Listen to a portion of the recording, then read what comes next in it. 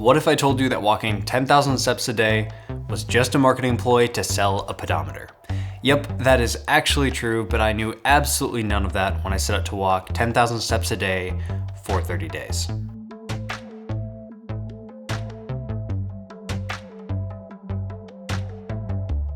In 1965, a Japanese clock company started marketing this pedometer as a 10,000 step o-meter, and so the trend began. But unlike many trends, this one actually stuck around, and for good reason. According to many, many studies over the years, turns out walking is actually good for you. I know, shocking. Actually, according to the World Health Organization, insufficient physical activity is the 4th leading risk factor for mortality. But my sweet, sweet innocent self knew absolutely none of this when I started this challenge. And so off I went.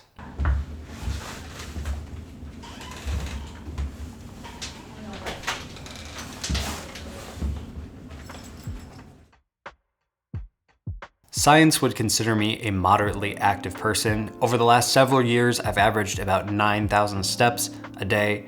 I've also consistently done strength training somewhere between 2 and 6 times a week over the last 10 years or so.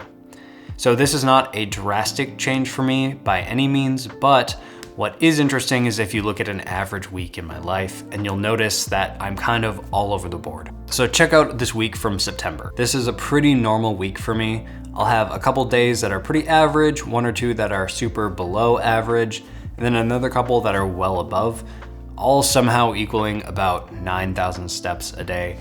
Ultimately, I'm just really curious to see what consistency will do over the course of a month. So besides walk or die, what does science say about walking? Studies have varied on their conclusions, but generally seem to be pointing in the same direction. The more you walk, the better.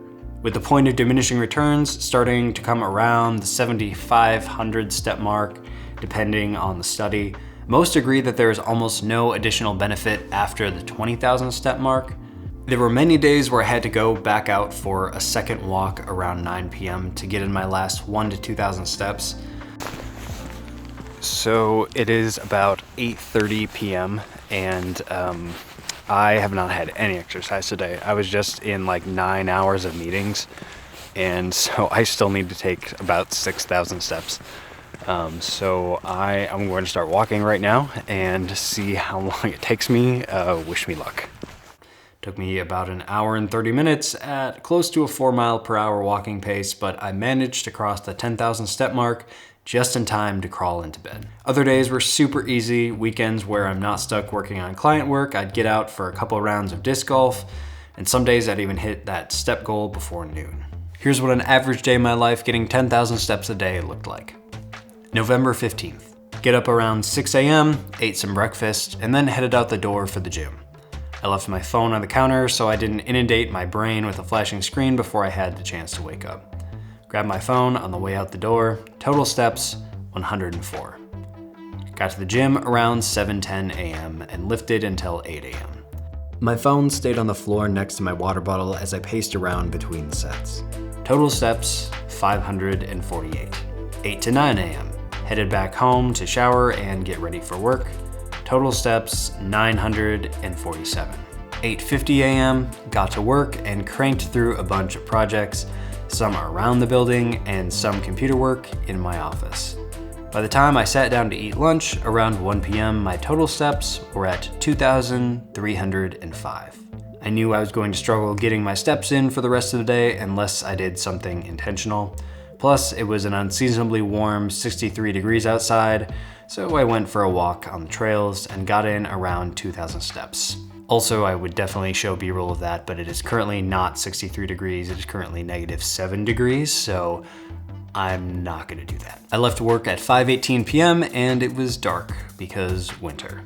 Total steps, 6,233. Most days after work, I need to sit down at my desk and work on client projects until bedtime. But it's a Wednesday, which means Abby and I are gonna spend some time together. Sometimes we'll go out on a real date, but neither of us were really feeling it, so we decided to have a chill evening in. Ate some dinner and brought the dog for a 45-minute walk. We got back around 6:50 p.m. or so. Total steps, 9,790. We watched a few episodes of New Girl and called it a night around 9:45 p.m. Total steps for the day, 10,030 steps.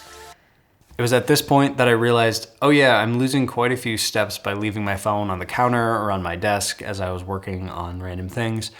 What I was missing out on was something called incidental exercise, just exercise that you happen to do as you're going about your day, making breakfast, pacing around between sets at the gym, going back and forth from your desk to the bathroom every 20 minutes because you're drinking way too much water. So ultimately I caved and I bought an Apple Watch Series 7 refurbished to track the rest of my steps for the month. It was great. One thing I noticed as soon as the step counter was on my wrist is that I started to be able to get to that 10,000 steps much easier. It almost felt like very little or no extra effort besides just planning an intentional walk during the day on top of my activity. It was around this time that I started becoming really intentional about incorporating walking into everything I did. Taking collaborator meetings and stuff, I'd just go for a walk and take the meeting on my AirPods.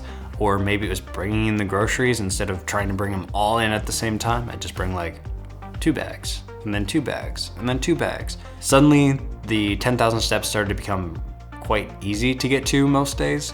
It didn't really feel like a challenge by the end of the month.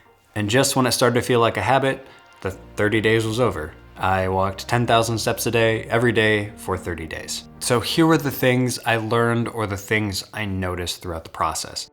The first thing was I slept really well every single night. I'd go to bed and fall asleep within 5 to 10 minutes, and then I'd sleep soundly until my alarm went off in the morning. I wasn't sleep deprived. I averaged about 7.5 hours of sleep per night for the entire month. So just kind of like a golden retriever. Once I get my exercise for the day, I just fall right asleep. Hey buddy. Hi.